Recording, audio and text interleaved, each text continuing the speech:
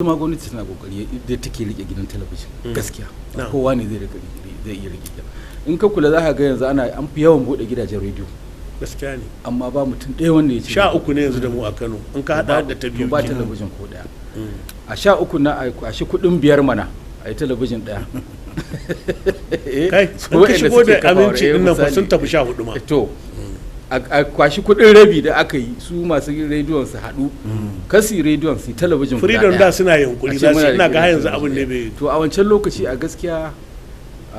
tunda ka san yadda ita talabijin din CCTV ta shigo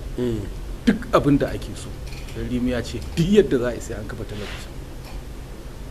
saboda haka duk wani goyon baya da zai ba duk wani kaya latest wanda ake amfani da shi a duniya na zamani an shigo mana an koyi lokacin da ake zuwa wannan rangadin ai kamarorin mu suna da fitilun su yawa shine mutane suke mamaki kowace fitila kuma da batirinta shi kameraman saboda kwazansa da biyu ke tafiya batirin ya ga dama akwai su ma ɗaya yana caji ɗaya yana cikin kamera yana namu na ɗakin labarai ma ba kuwa ba mu sai mun sa wallahi to na sha ba san jami'in da ya karba shi kamera assistant dina su Umaru Bala Allah ji kansa da rahama amin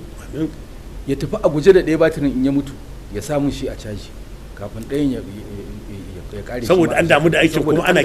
kishin kuma ga kayan da an baka abin da ya rage kai aiki sai ka tuna min da Lawan Bala da Sa'id Alhaji kannanmu ka tuna buɗe wutar lantarki a dutse Rimi ce kai wancan yaron dodori dofa yake sai ce ranka ya ɗaya ɗaukan hoto muke gashi ana ruwa ni kuma ni ne gama house correspondent sai ce wannan shakiyin ka san sun mai da Rimi kamar kakansu sai ce wannan shakiyin baya ɗaukan hoton ya ce ranka ya ɗaya